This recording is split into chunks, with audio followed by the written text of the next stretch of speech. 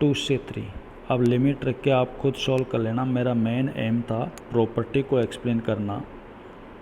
तो आपको ये समझ में आ गया होगा कि property P2 will be applicable on mod functions, modulus functions.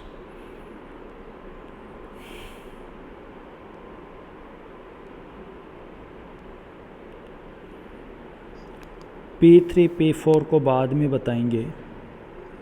First we see the property P5 P6। पहली चीज़ तो ये दो अलग अलग प्रॉपर्टीज़ नहीं है, ये एक ही है। तो आप P6 को समझ लो, वही P5 है, नथिंग एल्स। तो पहली चीज़ तो this property will be applicable on substitution. हम इंटीग्रेट करने के लिए सब्स्टिट्यूट करते हैं वैल्यूज़, तो वहाँ पर ये एप्लीकेबल होगी। और कब एप्लीकेबल होगी? जैसे सपोज मैंने ये लिया 0 से पाई sec² x अपॉन 10x। अब आपने 10x को लेट किया t, let 10x equal t sec² x dx equal dt। अब आप सब्स्टिट्यूशन करते हो तो लिमिट चेंज करते हो, तो 10x में लोअर लिमिट 0 रखा तो lower limit 0, upper limit 10x में रखा तो 10 पाई भी 0।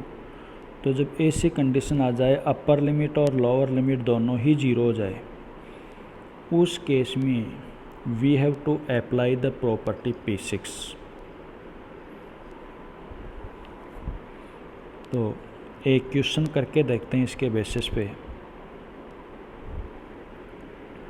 इसमें पहली चीज़ तो आप ये ध्यान रखना कि जो भी हमारा फंक्शन है f(x),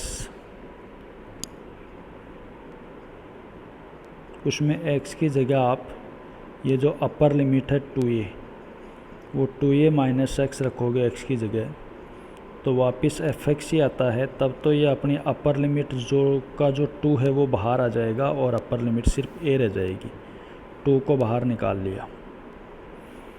और यदि ये f2a minus x minus f(x) हो जाता है, then its direct answer will be 0। तो इसके बेसिस पे मैं एक क्वेश्चन करके बताता हूँ आपको। इंटीग्रेशन 0 से 2 पाई cos की पावर 5x dx,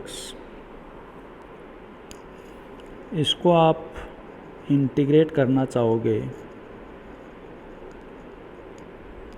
तो आप cos की पावर 5x को लिखोगे 1 minus sine square x। 1 minus sine square x क्या होता है? cos square. अब इसकी हम एक पावर और लगा दें 2, तो cos स्क्वायर का स्क्वायर क्या हो गया? cos 4। लेकिन यहाँ है cos 5, तो मैं आगे cos x को ऐसे लिख देता हूँ cos x dx। अब आप इसको इंटीग्रेट करने के लिए क्या करोगे? Substitution, let sin x d sin x equal t। In this case cos x dx will be dt। अब आप लिमिट चेंज करोगे। आपने लोअर लिमिट sin x में x की जगह 0 रखा तो sin 0 0 होता है।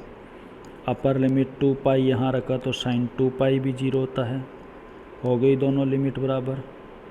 ऐसे केस में we have to go to the property P6। P6 में सबसे पहले में ये देखना है ये चीज़ कि इन दोनों में से f2a माइनस x से क्या आता है? प्लस f(x) या माइनस f(x)। तो 2a की जगह हमारे पास क्वेश्चन में 2 पाई है। सो हियर cos 5 x की जगह रखा 2a माइनस एक्स ए की जगह हमारे पास 2 पाई है, तो 2 पाई minus x. Now 2 pi minus x will be in fourth quadrant, and in fourth quadrant cos x negative, so it is cos की power 5x।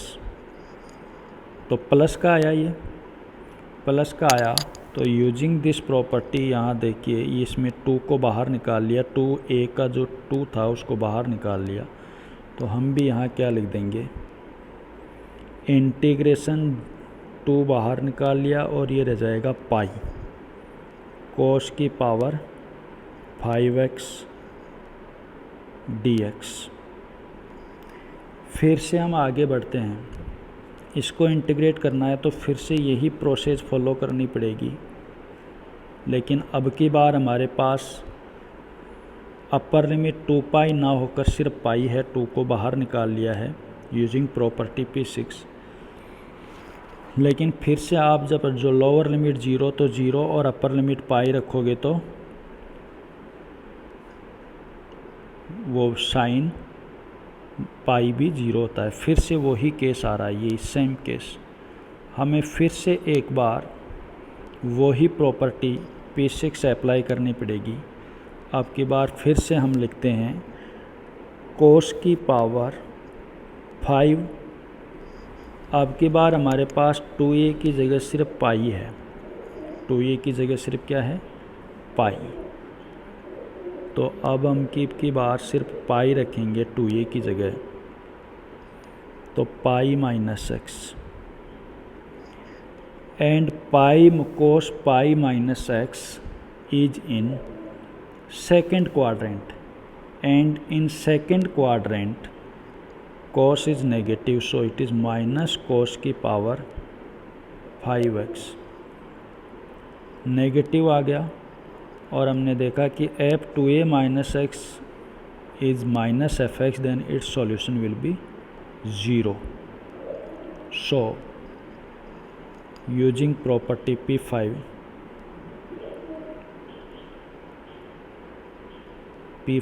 P6 answer will be 0। 2 into 0, इसका solution 0 हो गया, तो 2 इंटू 0 इज़ 0। इस तरीके से property P5 P6 use होती है। P5 और P6 एक ही है, आपको सिर्फ P6 पे कंसंट्रेट करना है। नेक्स्ट, तो पहली चीज़ तो इसमें अब ये समझ में आ जानी चाहिए P6 कहाँ यूज होगी, जब हम सब्सटीट्यूशन करेंगे और सब्सटीट्यूशन करने पर हमारी अपर लिमिट और लोअर लिमिट दोनों अगर 0 हो जाए, तो ऐसे केस में हमें क्या करना है, प्रॉपर्टी P6 यूज करना है। नाउ प्रॉपर्टी P7 में तो ज़्यादा कुछ नहीं देखना, लिमिट है दोनों लिमिट, पहली चीज़ तो साइन को छोड़ दें तो इक्वल है, ये भी a है और ये भी a है, लेकिन एक नेगेटिव है एक पॉजिटिव है। ऐसा केस अगर हो तो हमें सबसे पहले ये देखना है कि हमारा फंक्शन f(x) इवन है या ऑड है। अगर फंक्शन इवन है तो हम बाहर 2 से इंटू करके लिमिट को 0 से a कर देंगे और सिर्फ f(x) dx को इंटू कर देंगे, वो इंटीग्रेट कर देंगे। लेकिन अगर हमारा f(x)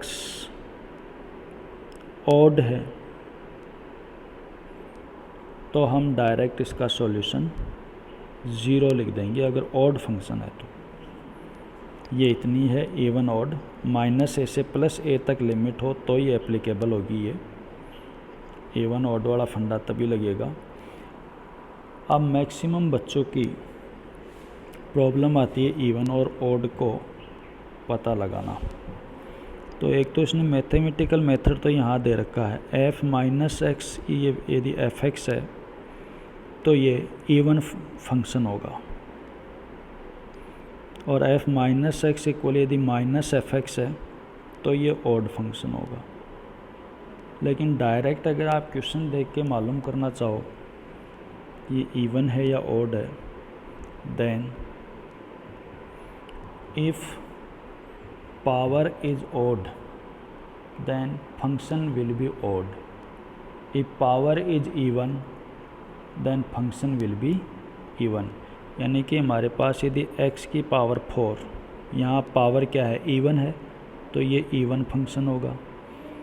x की पावर 5, यहाँ पावर क्या है ऑड है, तो ये क्या होगा ऑड फंक्शन।